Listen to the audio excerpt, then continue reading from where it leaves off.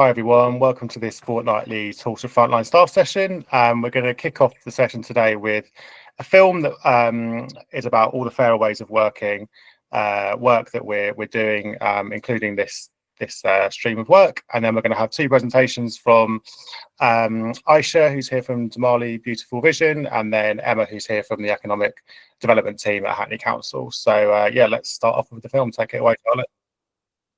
Not everyone has equal access to the support they need. Since the pandemic, VCS and council colleagues across Hackney have been working together to implement fairer ways of working. Practices that are trauma-informed and anti-racist. How people work together matters. We can't solve Hackney's problems alone, but by putting residents first, listening to communities, building trust, sharing power and knowledge, we can strive to make everyone's lives better. We call this fairer ways of working. Today we've been meeting community infrastructure partners who are 24 organisations that Hackney Council have grant funded from 2022 to 2025. What we've been hoping to do today is speak to those organisations about the impact that their work has, more than just the numbers. So you might be able to, what does one meal mean in terms of what it means, the impact of a family? So the confidence that coming to an organisation might bring, or the unexpected things that happen when you kind of work with communities. Our poverty reduction Talks of Frontline Staff sessions have been running for about 2 years now, and they've been a really useful way to not only share practical information with council colleagues and our partners across the voluntary and health sectors, with useful information they can signpost residents to, but also a really valuable space for us to come together, connect and share insights. And it's not just them, it's any other services that we can work with throughout Hackney Council. We're very open to that, including public health and other organisations, Tastes for Food, get whoever is, they're always welcome because they know these residents are going to be there. And we form that relationship and that collaboration to keep going. So I'm part of the Hackney Money Hub team, and we're part of the poverty poverty reduction framework within Hackney Council as well. So we sit actually underneath this service already. We do have a lot of residents that generally don't always find it comfortable to speak to the council in general, or even approach the council. So to have these sessions with other organisations to show that there are friendly faces behind the council, that we are here to help and support residents. There is a lot of support for English-speaking clients. However, people from different backgrounds sometimes struggle to navigate the system or understand what support they're entitled to or have. So inclusivity in language.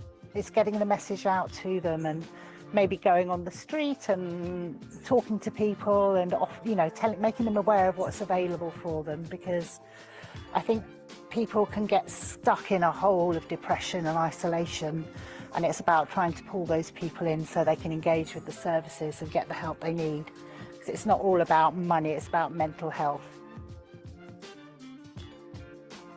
All over Hackney, frontline staff and volunteers in community organisations, health and council services are doing amazing work with limited resources.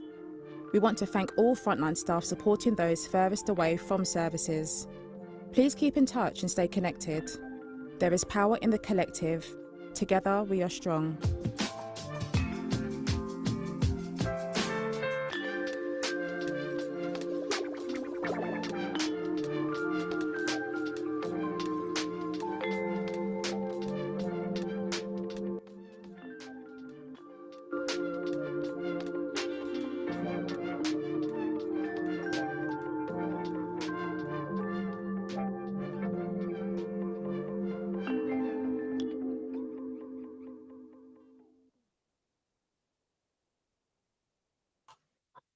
Awesome, thanks Charlie. Does anyone have any feedback or reflections on the film?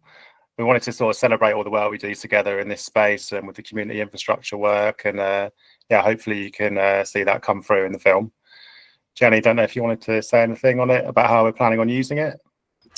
Yeah, I guess we see these as system resources. We've got lots of kind of case study write-ups of some of the work that's come out of these sessions, some of the really innovative work that's been happening in collaborative partnership, including a brilliant piece of work that John was just talking about when we arrived on the call collaborative work around council tax between voluntary sector and council services, trying to work out how we can do better with those who are furthest away from services and might be in debt to the council.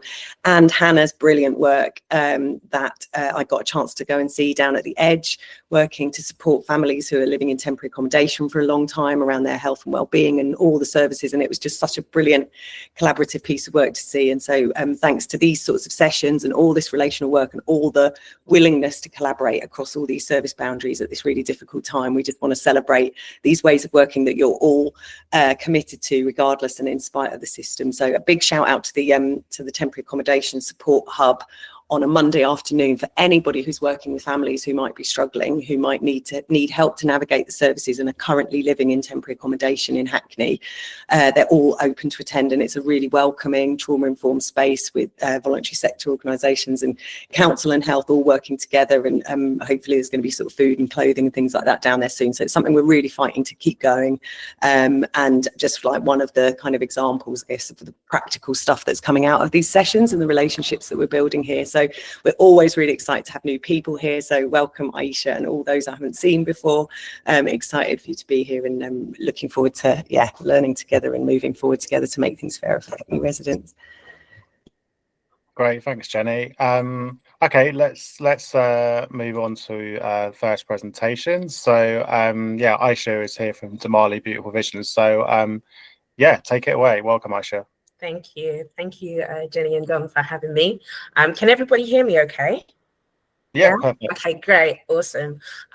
So the introduction is, I am Aisha Peters, and I am the proud founder and CEO of Damali Beautiful Vision CIC. How do we support community members in Hackney and beyond? So we provide support in London. I'm a Hackney resident, so I always say charity starts at home first, and I'm proud to say that. We support Black and global majority community members navigating sudden bereavement of a young child or a young adult. And when we say the Black global majority community or family members or individuals, because they could be a single dad or a single mum, we are talking about African, Afro-Caribbean, if they identify in that way, Black British, if they identify in that way. We're talking about Caribbean, we're talking about Asian, Southeast Asian, Latino, Afro-Latino, and also Maori as well. We have the descriptions that are on our website as well. So I've put a little link in the chat, and anyone can feel free to just click on that to find out more and learn more about what we do. So why has Damali Beautiful Vision CIC come about? Well, truth is that Damali Beautiful Vision CIC is in honor of my daughter, Damali Amanda Sala Peters, who passed away 16 years ago suddenly. So we support Black global majority families in regards to their navigation of sudden bereavement. And there's a reason for that, because it's my lived experience as well. And what I found was navigating my journey of bereavement and then really learning about grief and what that means for me, and how that comes up for me, complex grief, and also being diagnosed with PTSD, anxiety. I've gone through bouts of depression as well. I really wanted to be able to provide a service with people that look like me, for people that look like me. Because when I went through my initial bereavement, there was nothing like my organization to be found in Hackney. And even before its creation or being incorporated in 2022, I actually did my research and found again, there weren't exactly any community organizations quite like us. So it's in honor of Damali. It's to really uphold her legacy and her energy and who she is and what she was about. And I did a presentation yesterday at a hospice. It's called Shooting Star Hospice. And I shared a little bit about Damali, and I'm going to share a little bit with you so that you you get the grand scheme of things as to why it's so important for me, not only because of her transitioning to the ancestral realm, but why it's important for me and to have this CIC and really uphold her legacy. Damali, I believe, was a person who came here with purpose, right? And although she passed away at the age of 3, she had an energy about her. She had an energy that really made me recognize, like, this is someone who has quite like an old soul. So for example, she had abundance of empathy and compassion. And by the way, I'm a compassion activist. I believe that compassion must and should exist in any space, especially the working space. And Damali, although being the youngest of all her siblings, I remember a scenario where her brother was upset about something. He was having a little bit of a tantrum, and she was like, "Oh, it's okay."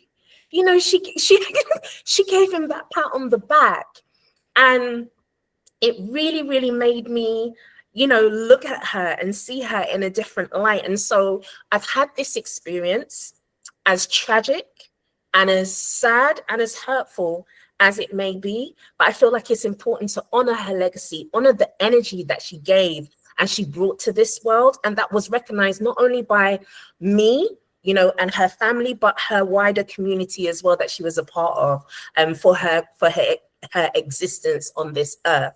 It's also to really support the families and honor their legacy of their beautiful brown babies that have transitioned into the ancestral realm as well. What we do is we provide psychotherapy support. So we have a cohort of fully qualified psychotherapists that have different methods in terms of their therapy. So there is CBT, there is someone who does psychodynamic therapy, there is someone who does talking, walking therapy, there is someone who's trained in Gestalt therapy, and we have 2 supervisors who are actually they teach in universities. So we have lecturers who are part of our team. We have a beautiful team and a beautiful board as well. So a lot of our members who are a part of the Damali Beautiful Vision CIC, they have also experienced either a loss of child or a loss of a young family member or a young adult. So they come to this space with a sense of understanding what it means to actually hold space for our beneficiaries, which is something that I look for in terms of the quality and character of who comes on board as part of Damali Beautiful Vision CIC. We also provide free workshops. So we have been blessed. I'm so grateful that for our 2 years in running, we have been funded by the National Lottery. So from that, as well as having psychotherapy as an option for our beneficiaries, we have free workshops as additional support.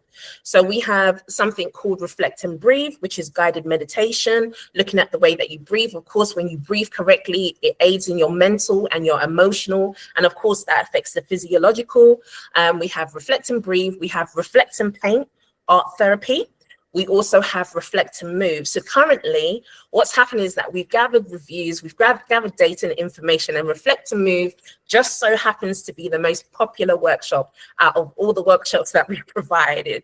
So we have done, we're doing different types of Reflect and Move workshops. We currently have Reflect and Move over at Hackney CBS for every Monday except bank holidays.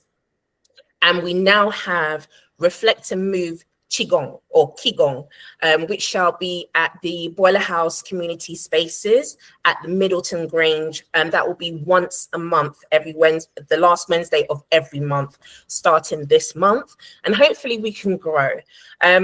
What our beneficiaries have shared with us is that it's really important that they get the support to aid them in their journey, and that focusing on their mental health, of course, leads to how they feel inside and how they feel for themselves and how they do for themselves in the physical sense. So I think in terms of Damali Beautiful Vision CIC and being able to be here and provide I guess, a platform for for tools for frontline workers. It's about being able to signpost to us if you need us, if you find anybody that needs us. And also in terms of poverty reduction, I feel like it's very important to mention that our platform is about support on so many different levels, because bereavement and grief is very colorful and it's very layered. It's not just about you losing a child. It's not just about you losing someone. So for example, a family could lose a child, but they could ultimately lose the will to want to work. So that means that their money is lost. They could lose the will to even feel like living. So that means that their life is lost. And sometimes in some cases, couples that are together who lose a child, sometimes they actually lose the relationship. They don't end up staying together. So I feel like it's important to mention that, because we have single parents going through bereavement as well as couples together.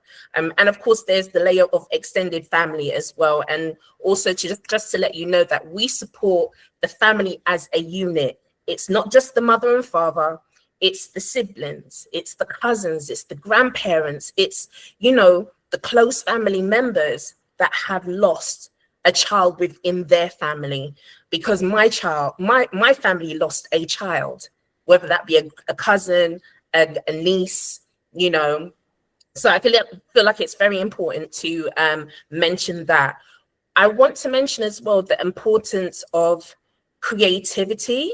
You heard me mention about the workshops that we offer. So reflect and breathe, reflect and paint, reflect and move.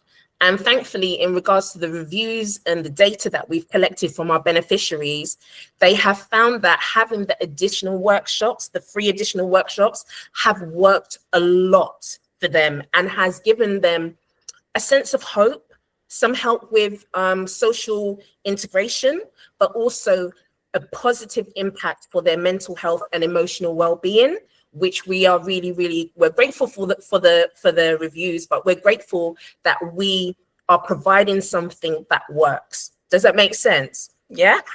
Okay. Just wanted to know that you're all with me still. So I love what I do, and you most probably can tell from how I am, my tone of voice. I'm so passionate about what I do, because the journey of Damali Beautiful Vision CIC itself it's not really about me. It's about the beneficiaries. It's about our common unity. You'll hear me use these words and you'll hear me use these frames. And if there's anything that you don't understand or overstand, please just ask me questions. I'm open. Our common unity in terms of being a unit coming together as one. It's said that when someone falls ill, and this is very, very much in cultured social communities, like the continent of Africa, some places in the Caribbean, when someone is grieving, the whole town is grieving. So if you have a family unit that is grieving, then something there's discord. There's discord because, like I mentioned before, you could have a family that, in terms of maybe being okay financially, they're not okay anymore.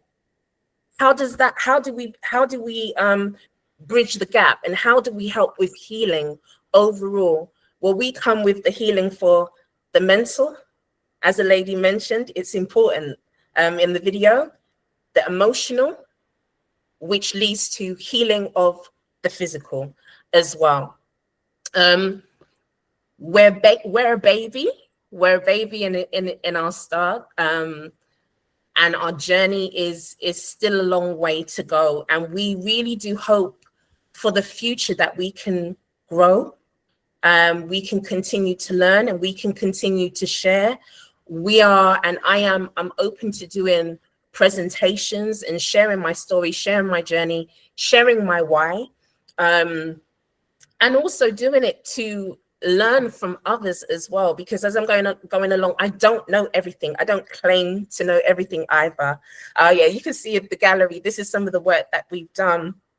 You've got the pictures of Reflect and Paint, Reflect and Move, and a picture of our open day. We also do some some ancillary workshops as well. We did a workshop with Hackney Caribbean Elderly Organization, and they heard that we did Reflect and Paint workshops. So we actually worked with the senior dementia group, which was really interesting and really fun. We did that last year from June all the way to November. So we are absolutely open in regards to support elsewhere as well in our community. We think it's really important to be able to do that, but mainly help to close health inequality gaps for people that look like me. I feel like that's really important, because in my first walk of bereavement, I didn't have any services like Damali Beautiful Vision CIC to go to even call. There was nowhere where I felt like I could turn. There was nowhere where I felt like, I could really be me, and or maybe just be around and see people who may have either had the same experience or similar experience as me. So we really are here to help close the health inequalities gaps, and also provide more resources for marginalized groups like ourselves. And yeah, that is my share. I hope I've shared enough. These are some of the creative tools. It's just a list of some of the things that we do and we use. If we could go to the next slide, please. We've got my daughter there. That is Damali. Just a bit about our future and what we hope for. Some of the things in terms of where we want to go. We want to grow. We want to expand. We also are, open to volunteers who really do believe in the ethos of empathy, compassion, and unconditional positive regard. I think because without that, I truly believe we have nothing.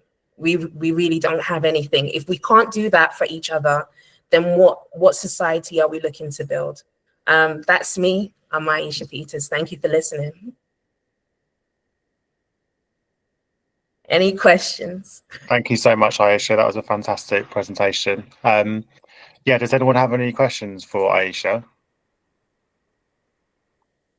Charlie. Thank you for sharing, Aisha. I appreciate that. We've gone on a long journey, and thank you for bringing it to everyone's attention. It's really important. We know that during bereavement is often, and that kind of transition is often a time when family, like you say, they can stop working, they can get into debt. What organizations are you working with around making sure families are financially equipped in that period? Because it's those changes that can often mean the beginning of a spiral. Absolutely. I think our first meeting and discussion that we had about that, in terms of what I can share with you, is looking at how families secure their legacy in the event of course, we're not looking to lose any young adults or any young children, but we're looking at legacy. So we are in contact with an insurance company in terms of speaking about how do they support families going through a loss in terms of finances, but also beyond that, we haven't been working with any organization specifically for that side of thing, because our focus is mental health, emotional health, and the physiological side of things. However, we are very, very open. We're very open because we are brand new. So we're open to talks and to see what organizations have to say and how that can best work for, the positive for our families. As long as it aligns with our ethos and our mission statement, we're here for it. Thank you. That's good to know. If we come across any organizations that we think align with you, we'll put them in touch. Thank you. Thanks, Charlie. Emma? Hi, very good presentation. I was just curious if you had any business support in helping set up your organisation. I had a lot of mentoring, loads and loads and loads of mentoring. So I worked with Hackney Impact, I worked with Social Founders. I also was in touch with,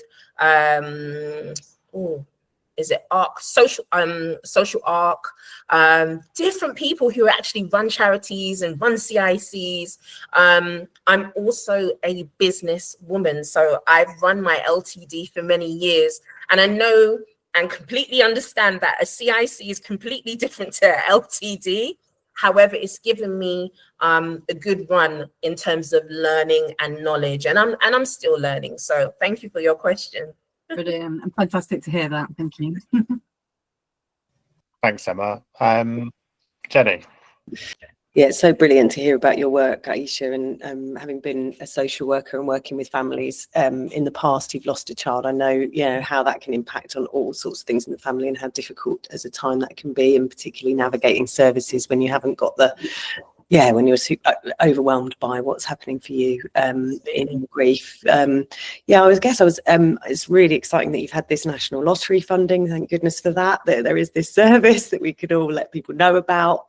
How long are you financially secure for, and what are the next stage of kind of shoring up your services, because we know that the funding landscape with short-term funding can be really challenging, and that it isn't always easy as a new organisation to get the commissions or grants, or I don't know. I guess what's the sort of business model, and how can people how can people support you? We are. Thank you, Jenny, for your question. We are absolutely open to donations. Yes, we are funded by National Lottery. When you go onto our website, we have a link for anybody who wishes to make a donation. So we have that there. In terms of our business model and plan, people keep on asking, where's your merch and what are you doing? And I'll be quite honest with you, we're not here about just creating a t-shirt just for the sake of creating a t-shirt. If we are providing something for our clients or people who want to donate, or angel investors, we want to give something of purpose. So I have something coming up in the pipeline. I'm not going to share. I have something coming up in the pipeline in terms of where people can invest in Damali Beautiful Vision CIC, and they will have something in return. So there is that. We are funded for up until next year, 2026, October, which is great. So our first set of funding was for just 1 year. And then our beneficiaries were like, it's not enough. We need to see you more. We need more consistency. And so we took that data, sent it back to National Lottery, and we're like, look, this is what they are saying. We need more support. We need more finances to help us with consistency. So we've been funded for 2 years.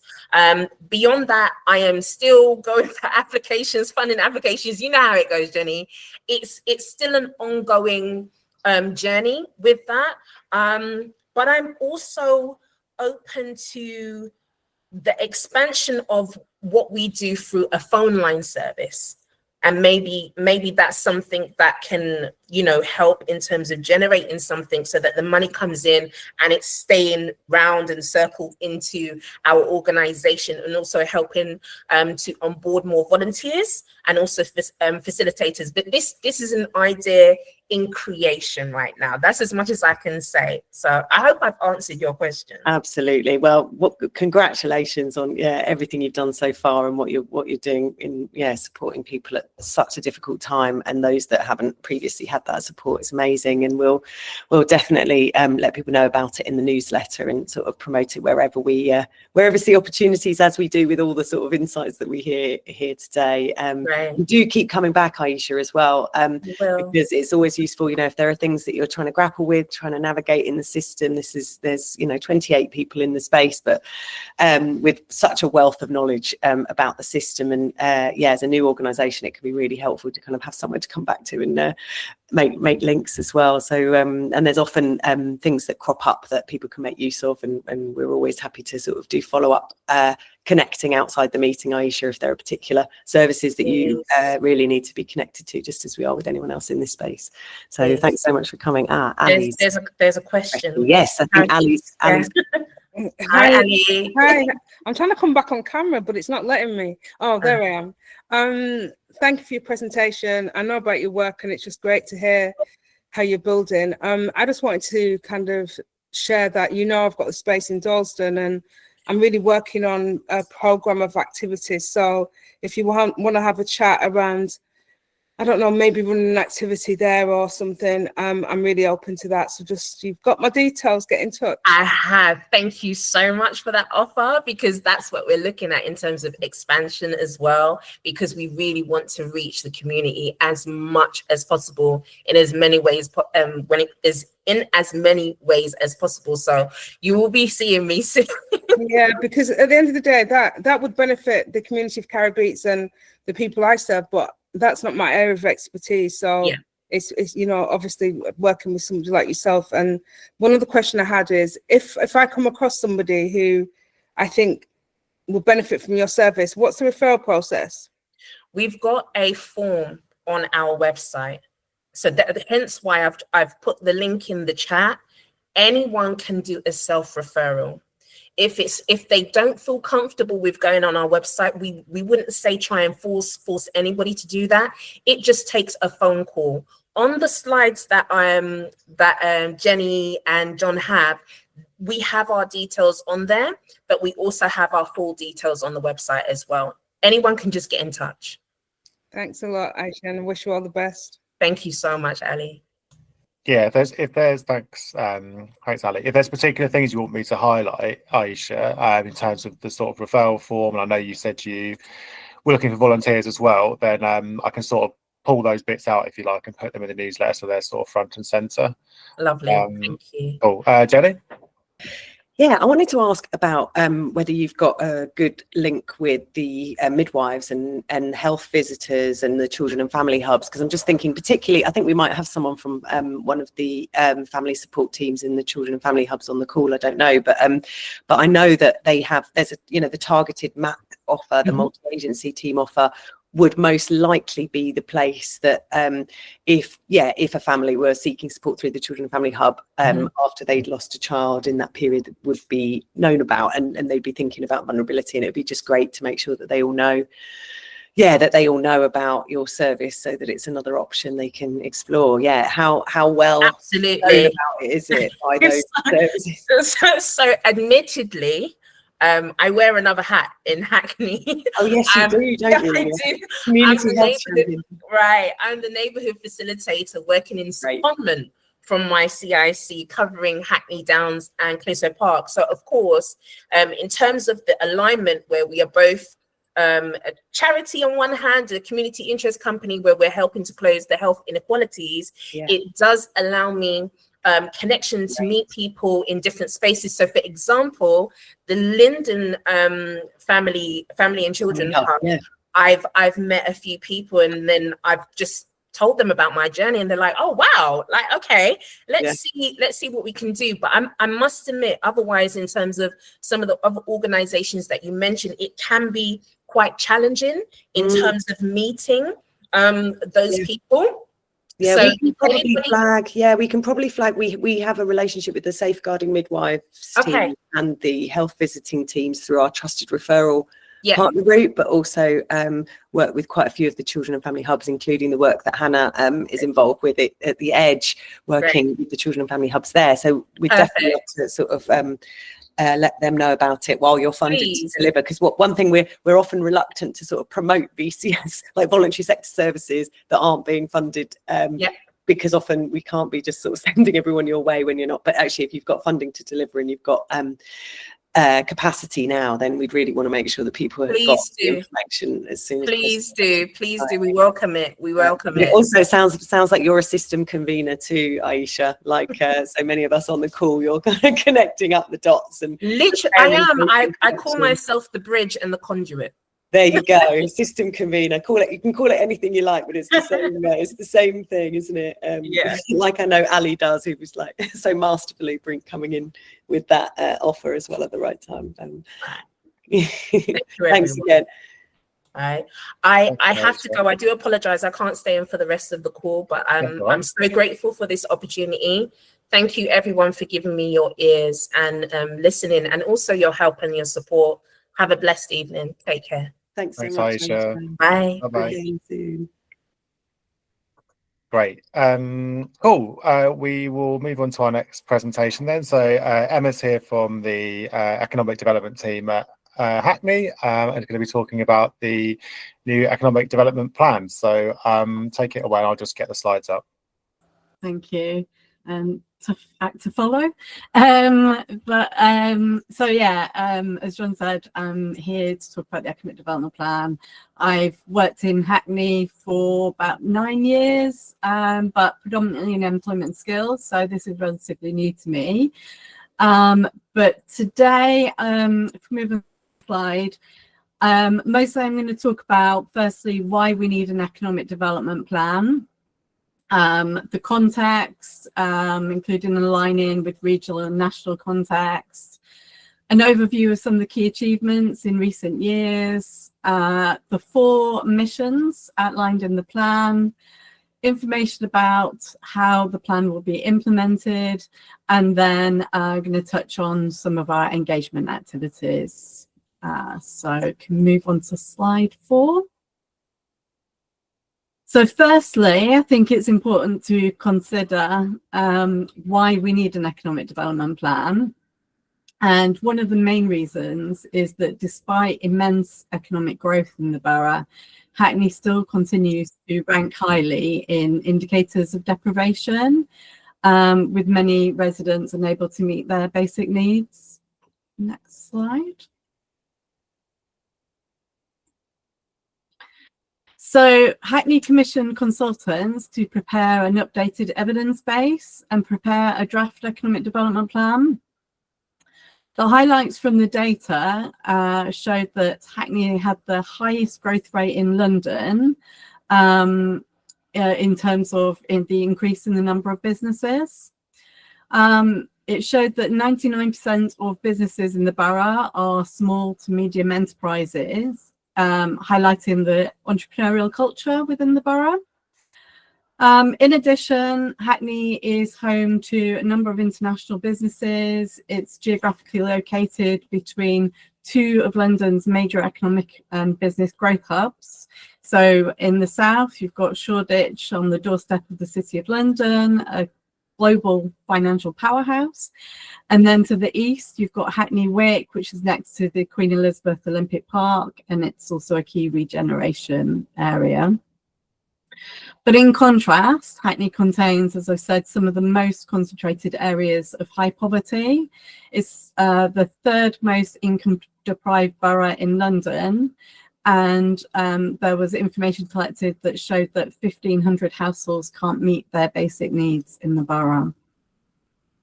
Next slide, please. So the plan is strongly aligned with the council's corporate priorities, the mayor's manifesto commitments. It's aligned with regional and national priorities, as some of them are set out in this slide. The key themes which cut across include things like a focus on sustainability, inclusivity, and a focus on key growth sectors.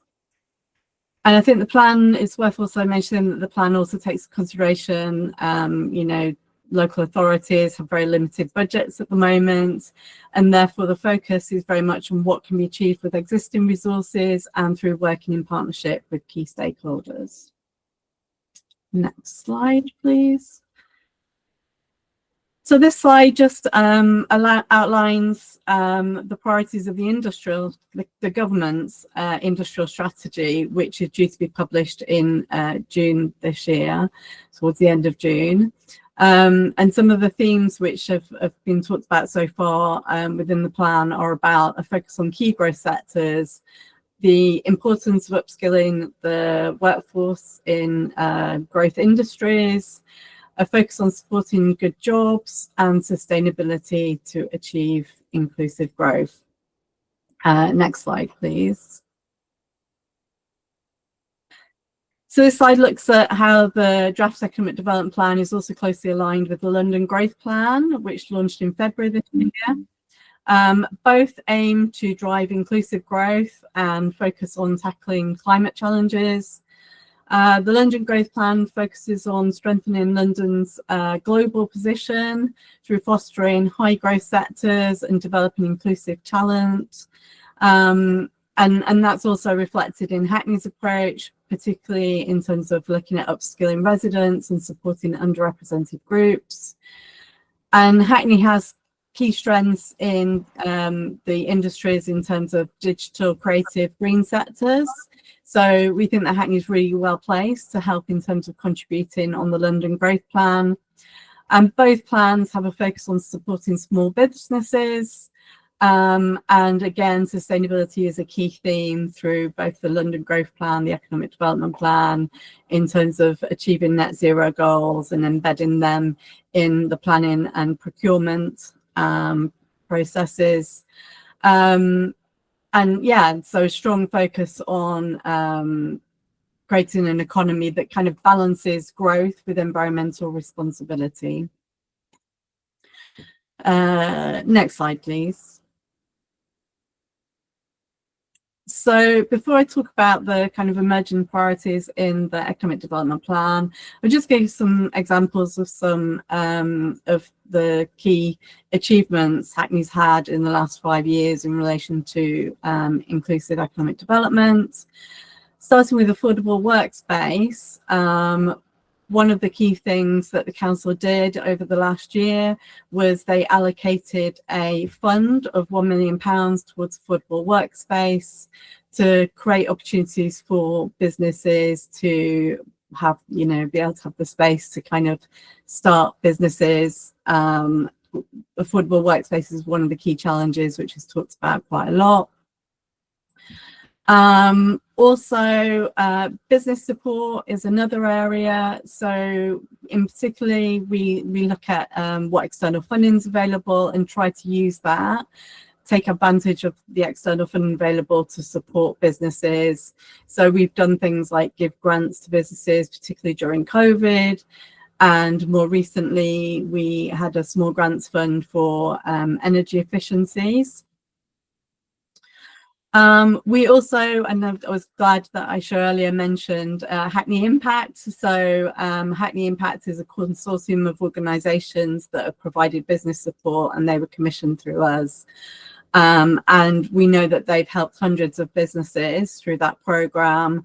They run close to 100 networking events and delivered 70 workshops. And I understand they've supported the creation of at least 25 new enterprises. The other key area is we launched a Hackney Responsible Business Charter, and that is about working with businesses to make pledges, both social and environmental. And so far, since its launch, we've had hundreds of commitments from businesses in terms of those social and environmental pledges. The other area is about maximising the benefits of regeneration. So, for example, the council had a Hackney Central Town Centre strategy, and they worked with the community to develop that, which led to a successful grant of £19 million worth of funding from central government. And also, I think the Hoxton regeneration strategy was also worked with the local community, and that led to a grant of £3 million. The other area is the markets team. They've been really successful in increasing the number of businesses. So an increase of 365% since 2018 to 2019. And that has also created thousands of job opportunities for residents. And additionally, employment and skills services, the adult learning provision supports thousands of residents each year. And Hackney Works, the council's employment support service, supports hundreds of residents each year into quality jobs and apprenticeships. The Leading Inclusive Futures through Technology Partnership, the LIFT programme, that alone is a partnership programme with some other boroughs, neighbouring boroughs, and that alone has supported 700 residents and achieved close to 400 job outcomes. And that's supporting residents around the tech, creative and science sectors. Next slide, please. So this slide sets out the 4 main missions, and there are 10 outcomes below those 4 missions. And initially the plan focuses on the next kind of 5 years. But the idea is that the overall plan really is looking at a 10-year time frame. So I'm going to talk about the missions in a little more detail now. So if you go on to the next slide, please. So mission 1 is residents are able to actively participate in the economy and society. So what the data told us from the consultants was that Hackney has seen a significant increase in the number of jobs compared to the rest of London, and it's forecast to accommodate a significant amount of London's employment, particularly in sectors like construction, green economy, business services, education, health, and the creative industries. Hackney's expansion is driven by growth in high-skilled sectors, so large increases in ICT, media, creative sectors, financial professional, and these sectors have also been accompanied by high growth in the entertainment and hospitality sectors. So some really good news there. However, the hospitality sector often has a reputation for not paying as well, unfortunately. And as the data has also found, that 17% of residents, which is around 35,000 residents, have no qualifications and are typically in low-paid, insecure work, and are more likely to be economically inactive due to long-term sickness compared to the London average. So to progress this mission, examples of priorities in the draft plan include employment support for key target groups. So for example, supporting residents with disabilities and long-term health conditions, targeted promotion of foundational skills, particularly in high concentrations of residents that lack qualifications, and provision of training aligned to labour market needs. So for example, in digital skills and health and social care courses. Next slide, please. Mission 2, Hackney's economy is climate resilient and sustainable. What the data tells us is that 3/4 of local emissions are from consumption and waste, and that there's, on a positive note, there's been a 275% increase in Hackney's businesses got that wrong. Not a positive story, this one. There's been a 275% increase in Hackney's carbon intensive sector since 2011. But the good news is that a growing and green circular economy exists in Hackney. So there's over 300 businesses have been identified as operating in the green economy, supporting an estimated 800 jobs. So with a large percentage of green businesses projected to expand over the next 3 years, so delivering net zero is forecasted to create thousands of good jobs going forward.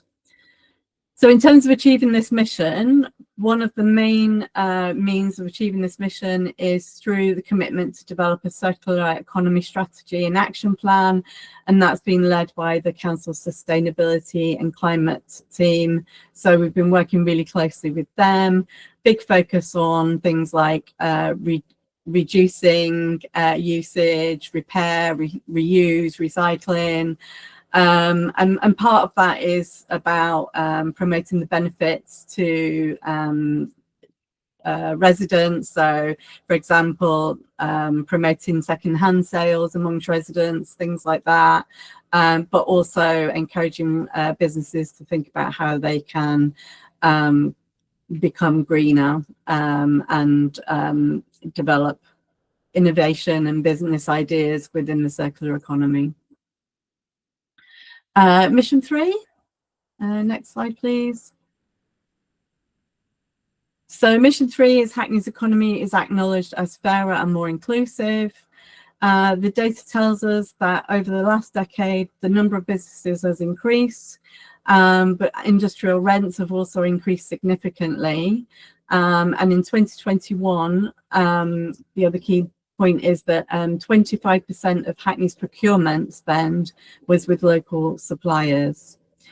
So to progress this mission, examples of priorities in the plan include a continued focus on affordable workspace and rolling out that funding.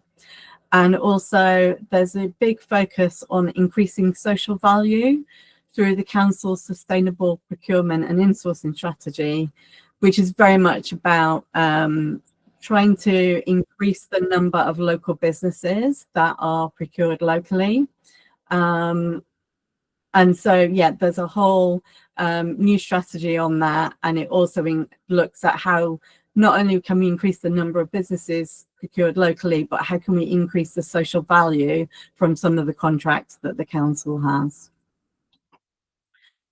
Mission 4, next slide, please. So mission 4 is about regeneration and making sure that investment in regeneration benefits Hackney's places and communities. In the draft plan, the borough has been separated out into 3 kind of key geographical areas. So in the north of the borough, this area is typically known for its kind of foundational economies. Things like, you know, Sainsbury's, you know, having amenities for local residents. It's quite a residential area. Is also home to one of Europe's largest regeneration programs in Woodbury Down. And it typically has lower commercial land costs than other parts of the borough. Then we have the Central Corridor, and this is established a world reputation for its creative sector. It's also home to some industrial sites, and it includes the kind of Stratford, East Bank, Olympic Park regeneration area that I mentioned earlier. And that creates and presents significant opportunities for residents in terms of job opportunities. And then the south of the borough, the city fringe, Shoreditch and Hoxton, as I mentioned earlier, it's got really close proximity to London Square Mile. It's seen as the primary driver of high value economic activity in the borough. It's home to really key hubs for international businesses. However, it does mean also in the supply chains of some of those international businesses, it does include some concentrations of low-paying work within the supply chains of those companies.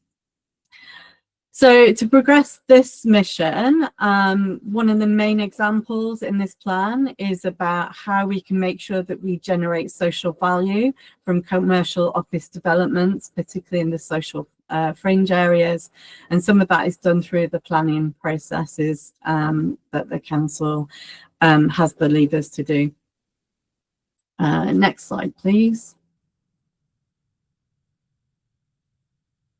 So in terms of how the plan will be implemented, there is a draft implementation plan which will be used to inform the kind of key measures of success. But as part of the engagement process, the intention is to refine the draft economic development plan and also the delivery plan and identify how we will measure those successes. I think it's also worth saying that the Hackney Responsible Business Charter is a key feature throughout the plan. And this is about inviting businesses to make pledges linked to the priorities within the plan. So focused on things like decarbonisation or promoting inclusive practices. So, for example, providing good work, paying London living wage, offering flexible work, things like that. And the other thing is that, you know, we recognise that the council can't do this alone. So the role of the council is expected to be as a convener, bringing people together, providing strategic oversight, and also as an asset owner, using the council's assets for good where possible. And you can jump to slide 17, please. So I'm just going to quickly run through our approach to engagement. So obviously the objective of the engagement is to collect feedback on the draft plan, the key priorities that have been set out in the plan, the challenges and opportunities, build a consensus on the priorities within the plan going forward from key stakeholders, and identifying solutions to any identified barriers to meeting those priorities with the plan, and also to raise awareness of the plan. Next slide, please. So the next slide, this just outlines some of the key groups that we are targeting in our engagement activities.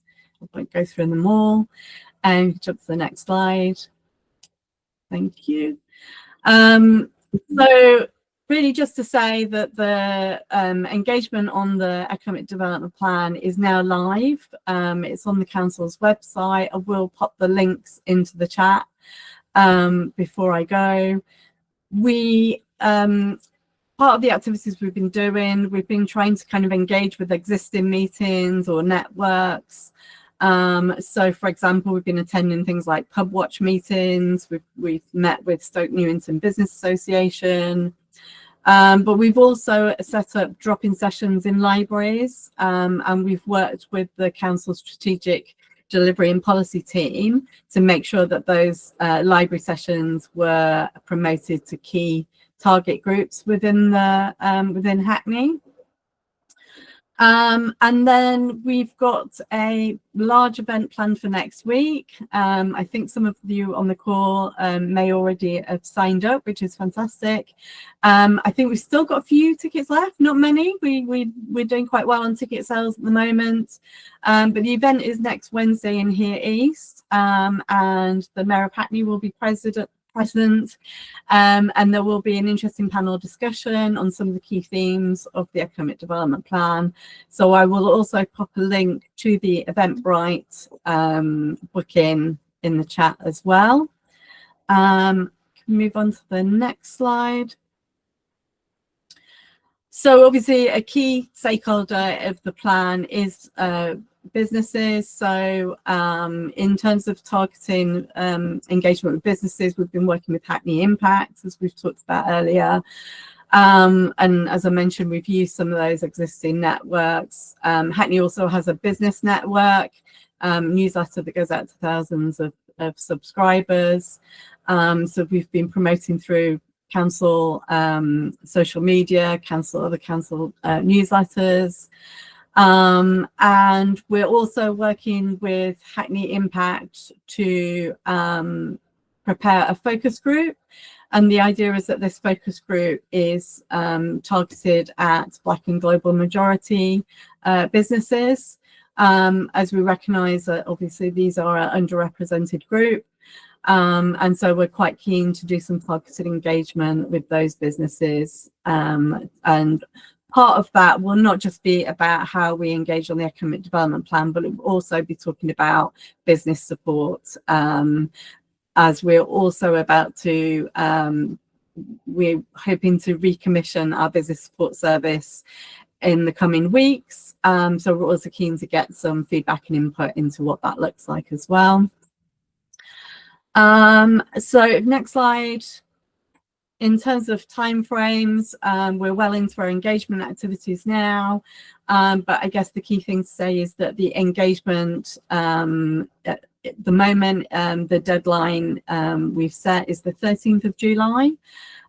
So on the public website, the council's website, where the information about the plan is, there's also a survey. So I'd really, we're keen to get as many views as possible. So I'd really encourage you to take a look at that page, and we'd really love it if you could complete the survey, give your feedback. The next steps, next slide. So as I've already said, really the next steps are following on from the engagement activities, to revise the plan, revise the delivery plan, and the aim is to take the final plan, hopefully, alongside the council's circular economy strategy to cabinet in September. Last slide. So I hope this has been helpful. As I said, I encourage you to take a look at the online information. Please do fill out the survey. If you want to have a conversation with us separately, our contact details are there. Feel free to reach out. If you've got other suggestions about, who we should be engaging, please, drop us a line. As I said, we've still got a little bit more time on the engagement, so please do reach out. Any questions? Any comments? Thanks, Emma. That was brilliant. It's a really ambitious plan as well. So yeah, great to hear about it. Does anyone have any questions for Emma? I had a couple, but if anyone else wants to come in first, feel free. As I said, you can, if you can drop us an email as well with your questions and comments as well. Ali. Thanks, Emma. So I live in Stamford Hill, and I've been part of the regeneration meetings for a number of years there. And often I was the only one of few people who weren't from the Jewish community. And I had various conversations with people that I know in my community. Most people didn't know about these plans. And you mentioned that, you're doing outreach at libraries and things like that. And if I talk to the young people I know in Stamford Hill, a lot of them are not going to libraries. A lot of them are not going to where these events are happening. And I think, I don't know if I should say this in public, I just think sometimes the council needs to think about different ways to engage as many people as possible, not just the people who will go to a library or will read a regular newsletter.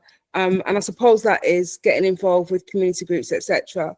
I'd really like to be able to have an input about, the business aspect, because I live in Stamford Hill, and if I wanted to have a representation of Caribbeans there, no way. It's locked off.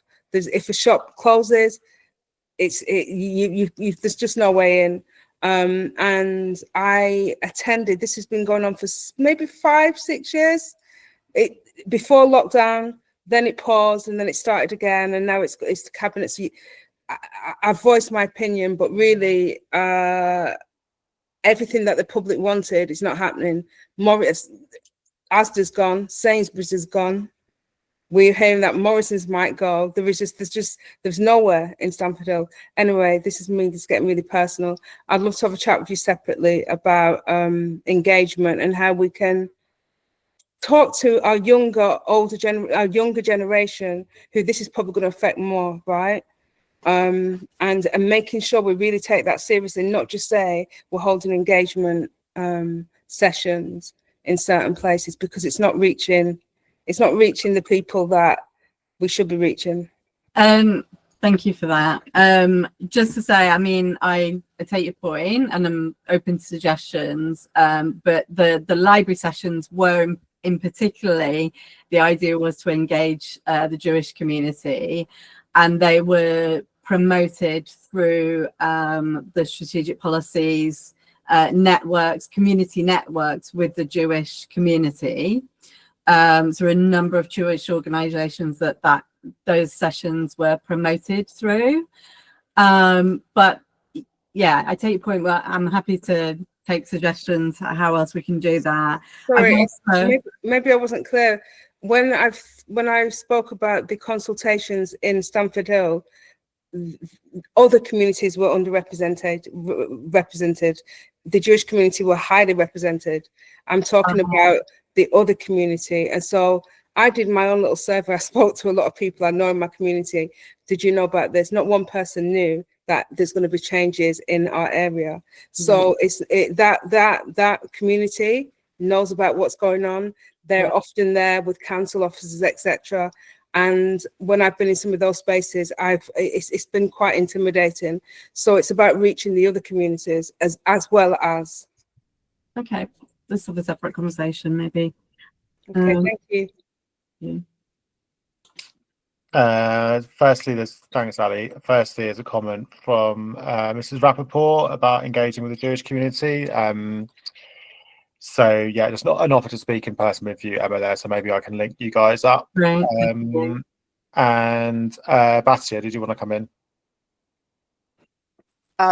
This is more of a shout out than a direct response. I mean, I've taken part in consultations and groups and been asked by people to help them represent their views over the past years. Where the council, sorry, if I say shoots itself in the foot, is about accessibility. I mean, you've spent a fortune doing up Shoreditch Park, but you've put cobblestones at every entrance, so I can no longer take my grandchildren there. There are new developments in the Shoreditch area, and presumably the planning department has allowed the developers to frame the entire development with cobblestones. That means there are lots of streets in Hackney which, as far as I'm concerned, are completely no-go for wheelchairs. And I don't know who to raise it with. I've worked with so many projects in the past where we've gone, oh, tell us about junctions that don't work, tell us where curbs aren't dipped. But there doesn't seem to be a sensible strategy where if you're going to spend money doing something up, you incorporate the British and European and international standard of access for a disabled person is completely level access. And I mean, can I name a couple of projects, please? I'm sorry to embarrass anyone. The new surgery, Spring Hill surgery in Stamford Hill, they're having to do remedial works because the pavements to the surgery are not fit for purpose and their entrance is not accessible. And the whole point of them moving to a brand new purpose-built building was to improve their disability access because they had none. Okay, that's it. I'll keep it short. Okay, sorry to hear about your experience. I will feed that back. Thanks, Basia. Yeah, I don't know if anyone on the call from the council knows who is best to raise those concerns with, because I don't actually know. But yeah, if anyone could let me know, maybe outside the meeting, maybe I can pass those on to the right person. Jenny? I think we can bring it back to the team. I think our team, I think there was definitely work on kind of accessible place, and I don't know what, I think there's been a system-wide priority, and it's really important to have feedback on where it's not working. So thanks, Basia, and can't tell you exactly who we need to feed that back to, but I'm sure between Emma and us, we can get it into the ears of the people that are making those decisions, and hopefully we can kind of It used to be Rachel Salmon. Yeah, so Rachel, Salmon, but that project moved on and didn't get picked up by another person. So that's right. Yeah, so we'll take that back to the team, because there was work in the policy and strategy team. You're absolutely right, and I know that there were lots of partners involved, and there was lots of stuff around the kind of development of Britannia, and there was a lot of work, wasn't there, Emma? Some of which we're probably aware of on the outside of, but yeah, really important to know. Thanks, Fatia. We'll definitely take that back. Thank you. Thanks, Batia. Charlie? Just thinking about other places where it might be helpful to engage that you might not have got those voices previously, is maybe coming to the food network that we convene, just because people at the sharpest end of economic insecurity will be the people also potentially in food insecurity, and those partners, as Ali has already done, will advocate for those residents and those communities in a different way. So they're a particular subset of organisation who will have a really keen insight to particular communities. You can either speak to myself or Abby in our team about kind of how that could look like, but it's a potential space where you will have some real insight into how communities are feeling about things that might feel very far away from them immediately. Yeah, good suggestion. Thank you. Thanks, Charlie. I had a question around young people and opportunities in, I suppose, industries that have sort of emerged in Hackney over the last 20 odd years. So sort of tech and creative industries. Obviously, Hackney's got amazing food scene, all of those kind of things that we associate with, gentrification. What role does the council have in linking in those businesses with sort of schools or FE colleges? Like, how do what is, I know the council can't sort of force a business to give someone a job, but you know, what ways are there that the council can convene those spaces, I guess, for those sorts of industries and young people who might want to go into them? I mean, I suppose, as I would say it wouldn't all fall to the council. No. It's about working in partnership. And going back to my employment and skills hat from my former role, I was very much involved in establishing the Hackney 16+ network. That's got over 160 professionals engaged and collaborating, working together, sharing opportunities. So that's something really positive that I think has come out of collaborating with the voluntary sector and other key kind of anchors. And I'd say obviously Hackney Works and our employment skills service does do quite a lot of work around supporting young people and skills, apprenticeship programs, internship programs, and also, as I said, the LIFT program that I mentioned earlier. Obviously, in particular, they do a lot around training in, you know, creative tech sectors, things like that, supporting around business startup in those areas. Yeah, so I suppose there's quite a lot there. Sometimes I think what we certainly with working with the 16+ sector, what we identified, and one of the reasons it was set up was because we felt there was so much in Hackney, but not everybody knew what was available. So I think that has been a really good forum for kind of sharing things. And there's a shared email that anybody can kind of email that network. And so if they're looking for something in particular, often somebody within the network will support someone to find something. That sounds really good. I might share that in the newsletter if that's all right. Cool, thanks, Emma. Basia, I don't know if that's a new hand or from before. If not, I'll come to Jenny. Jenny, do you want to come in?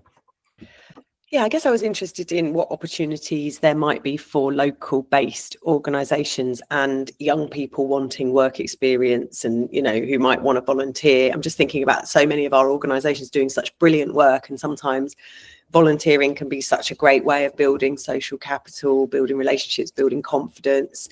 And there's so many organisations, you've heard from Ali here, you know, work that Aisha's doing. Like, what opportunities are there for linking that up? Because I think in my experience working with a lot of young people who might have had lots going on in their lives, you know, obviously in my previous role as a social worker in child protection or in child in need, and often there were so many barriers in terms of confidence, in terms of feeling even like how they can get into an interview, or, you know, things, they've had so many knocks off and actually not people kind of, you know, positive people sometimes, you know, to sort of, you know, act as role models and to learn from and with, and to kind of get into whatever, you know, marketing. I guess small organisations have so many, you know, exciting and interesting opportunities within them, involving all sorts of things that we all need to know about now, like AI and social media and things like that. And I guess I'm interested in, is there thinking about how young people can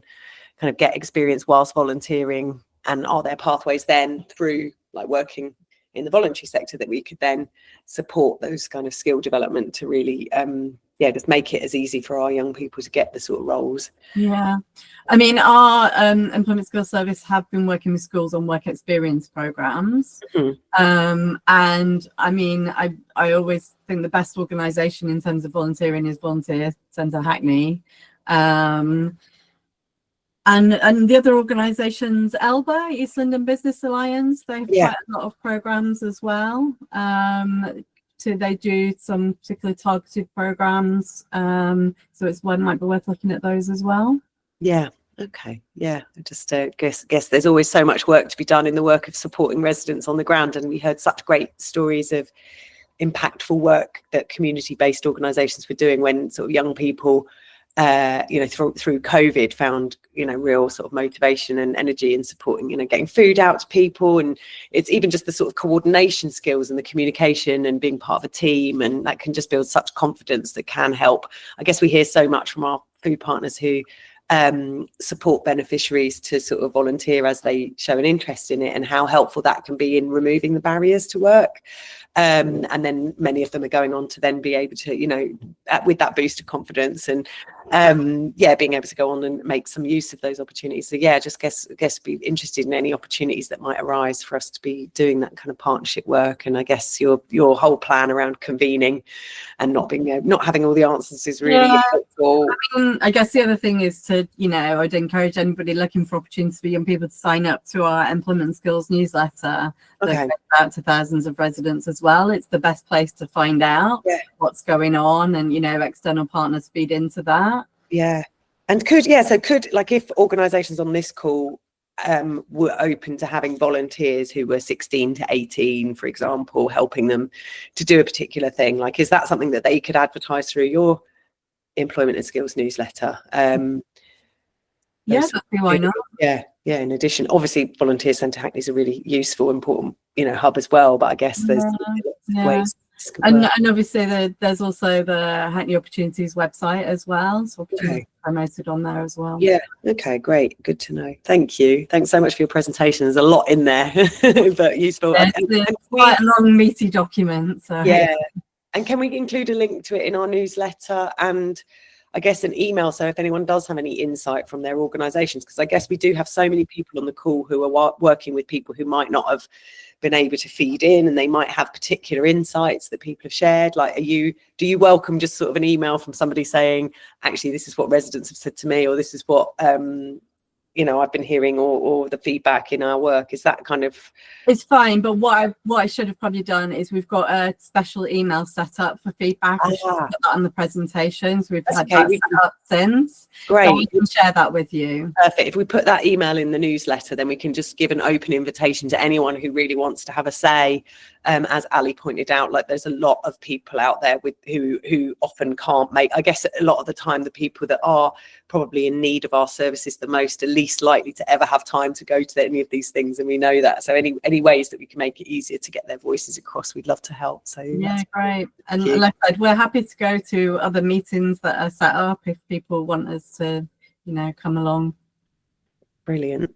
Thank you. Thanks so much. Great, thank you, Emma. Thanks for coming along, and we'll make sure to include all that stuff in the newsletter. We've got 11 minutes left, so we usually open up the floor at this stage of the meeting. So this is a time for everyone to share anything that you want to share about some work that you're doing, or to ask a question of the group. We've obviously got lots of great experience and lots of insight in this space, so feel free to come in at any point. Charlie, is it going to be crew energy? That's my prediction. It will be energy related. So we are still booking sessions with Crew Energy. If you're a volunteer director group who wants someone to come and deliver energy advice at any of the sessions you're running, please get in touch. We've helped over 1,600 residents since January access different levels of energy advice. So that is an offer, but it's actually a different energy offer that I wanted to talk about. We've had another energy provider get in touch with us who have advisors who speak other languages on their call, and they're kind of open to working with other organizations. So if you're an organization with French speakers, Portuguese speakers, Spanish speakers, Nepalese speakers, or Bengali speakers, we have an energy advice company who's keen to work with you to deliver bespoke sessions. I'll give the details to John to put in the chat, but in the session. But if you wanted to talk to me about it, I'm going to put my name in the box. The other thing to promote and to shout out is that HCVS have started to organise some walks around the borough monthly to get to know people working in the area. The next one's on the 1st of July. It might be something interesting. I would go, but I'm on annual leave. But I think it sounds like a cool experience, so it might be something that's worth thinking about. Great, thanks, Charlie. Those both sound brilliant, especially the sort of help with the interpretation. That sounds really good. So I'll share that in the newsletter. Ali, do you want to come back in? Yes, please. Two things to promote. The first thing is we started last week a fitness program promoting healthy hearts in partnership with Public Health and Hackney Libraries. So that's every Friday in the Caribbean Space in Dalston, 10:30 to 11:30. So it's a fitness session, gets your heart pumping, and then if people stay for the weekly canteen, they can take a little walk up to the library and get a free Sainsbury's voucher, which is great. I will email you the flyer, John, and the sign up for that. That's one. And number two, this is something I'm piloting, a weekly a weekly car boot sale. So we've done a survey with a lot of our canteeners and people that we've supported in the past and present, and a lot of the time what comes up is money, right? And or lack of. And I was just thinking, how can I answer that? And so, yeah, we're just thinking about people being able to come and sell their little wares. They buy a table, and it's twofold. One, to support Cara Beats with an income generation, and two, to support people to maybe earn a few quid before the government decides to tax people selling at car boot sales, which I'm sure they will in the future. But while they're not, and nobody knows how much you earn, let's do it. So there's two things. That's starting on the 1st of July. And again, I've got the link to people to sign up and get a table, or if people just want to come along and buy some stuff. That's it from me. Great, thanks, Ali. Yeah, do send that stuff my way and I can put it in the newsletter. Anyone else want to come in? There's a couple of things, just a couple of things in the chat from one from Harder from Family Action, who convenes the HCVS Children and Families forums.